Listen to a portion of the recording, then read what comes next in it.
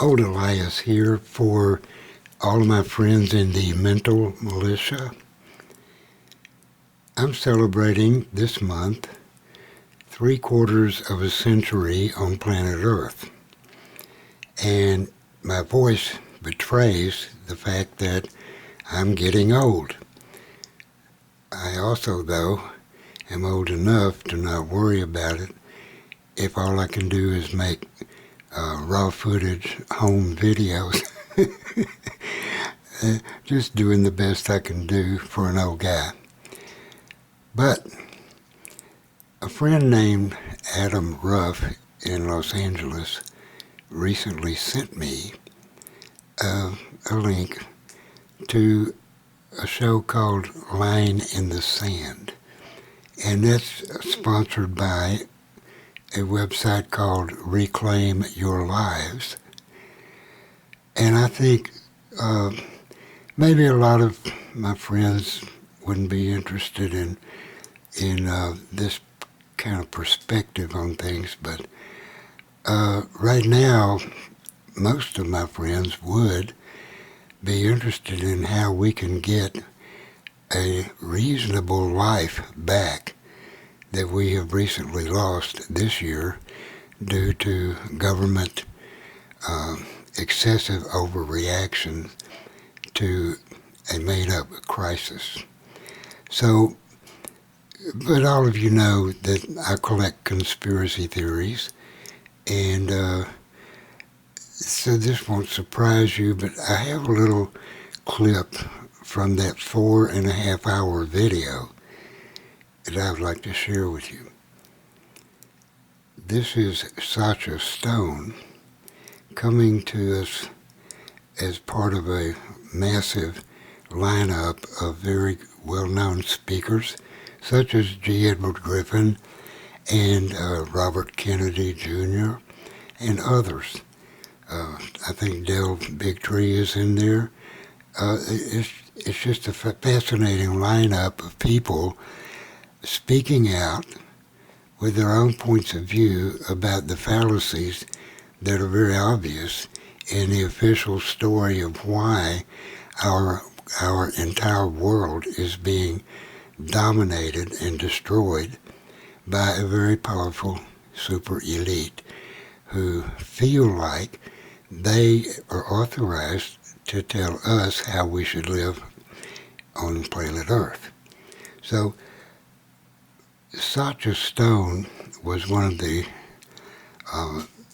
main organizers, and is kind of like a master of ceremonies on this video. And his opening comments is what I'd like to share with you.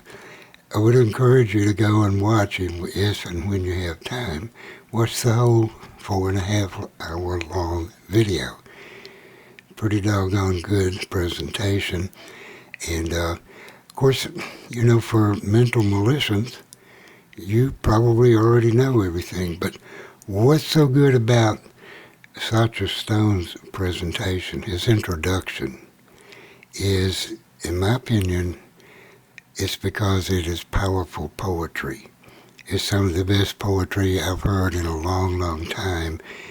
And the man has spiritual fire in his heart that he cannot hide. It comes through in everything he says and does. It affects his perception and his perspective, which I find to be exemplary, highly respectable, very honorable, and a real live, naturally born, organic human being. He's just a powerful speaker. So having said my little 2 cents worth, let's listen to, I think it's only about 6 minutes or so, Sacha Stone introducing the Lion in the Sand documentary film that was made on the 2nd of October, 2020.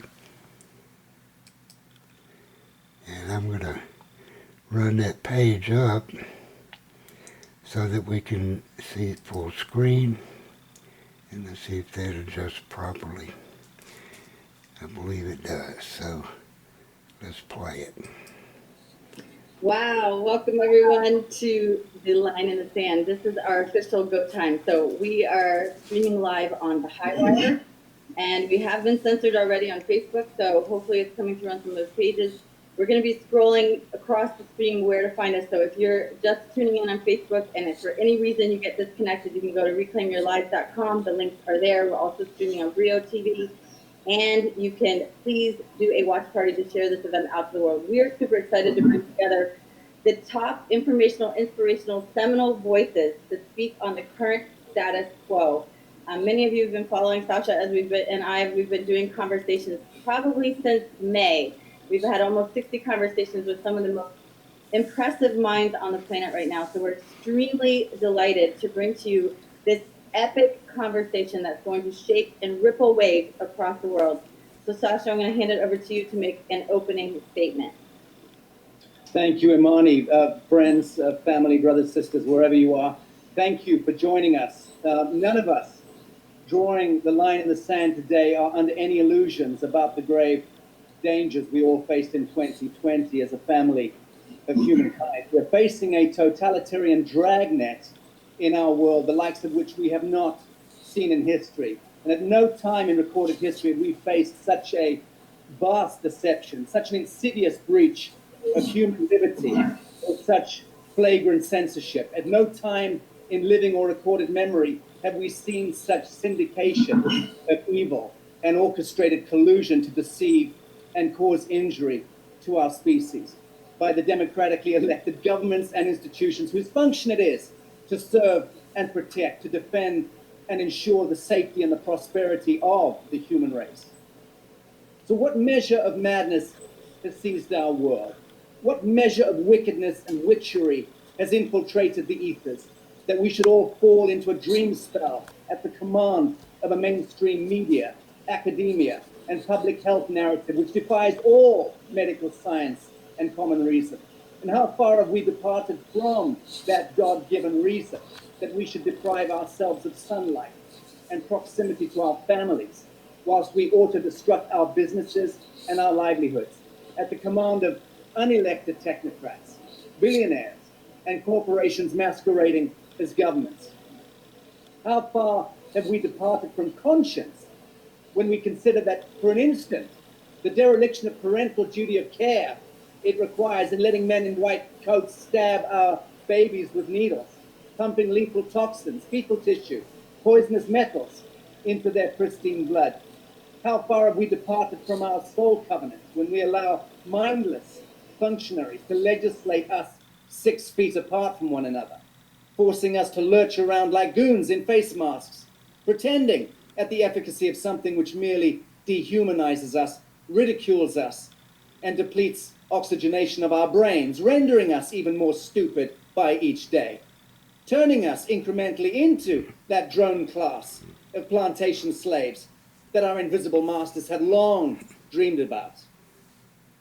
How far have we departed from our noble ancestry and the blood of our forebears when grown men cower like schoolgirls in their homes from an invisible threat, a threat so crafty and so stealthy that you'll need to test for it to know you have it? No piles of bodies in our streets like the Black Plague or the Spanish flu or the typhoid gutters or malaria dens of the developing world. No piles of bodies of citizens mutilated by gunfire and mortar and aerial bombing of the world wars.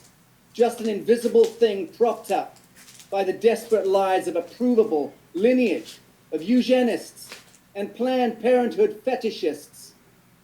How far have we come as a civilization that in the year of our Lord 2020, we serve ourselves up as the sacrificial lamb to a Babylonian priesthood who have socially and culturally engineered us for harvest, cajoling us, threatening us, humiliating us, penalizing us, poisoning us? Enough. Enough is enough. The answer to that is quite simple. Today is that day when we call enough. Today is that day when we draw a line in the sand and reclaim our health, sovereignty, and restoration of human dignity. Today is that day that we're enjoining chorus all around the globe and declaring a unified people, that we do not consent to this nefarious pantomime, this vaudevillian covidiacy. We revoke all contract, visible and invisible, which does not serve the human soul or the betterment of humankind. We do not agree to your terms and conditions. We do not consent to your godless statutes, and we call on the great spirit of ages, as we do the spirit of our time, to banish the false light from our spheres and flame the Christed heart of humanity on this sacred day. I will end with an anecdote sent to me earlier by one of you. Years ago, the anthropologist Margaret Mead was asked by a student what she considered to be the first sign of civilization in a culture. And the student expected Margaret Mead to talk about fish hooks or clay pots or grinding stones. But no, she said that the first sign of civilization in an ancient culture was a femur, a thigh bone that had been discovered, that had been broken and then healed. And she explained that in the animal kingdom, if you break your leg, you die. You cannot run from danger. You can't get to the river for a drink or hunt for food. You are meat for prowling beasts. No animal survives a broken leg long enough for the bone to heal. So a broken femur that is healed is evidence that someone had taken the time to stay with the one who fell, has bound up the wound, has carried the wounded to safety, and has tended the person through recovery. Helping someone else through difficulty is where civilization starts, Margaret Mead said.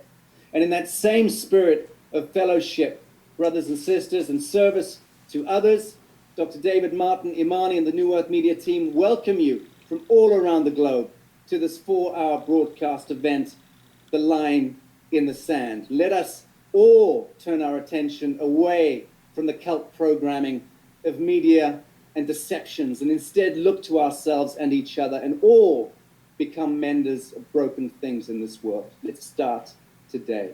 David, please say a few words before we welcome Dr. Aaron and our panelists. Well, there you have it. That's about as well put as anything I've heard from anyone.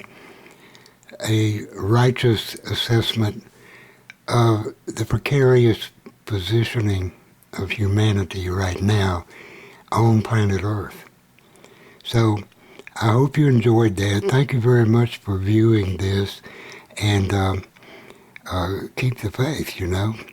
Consciousness does work.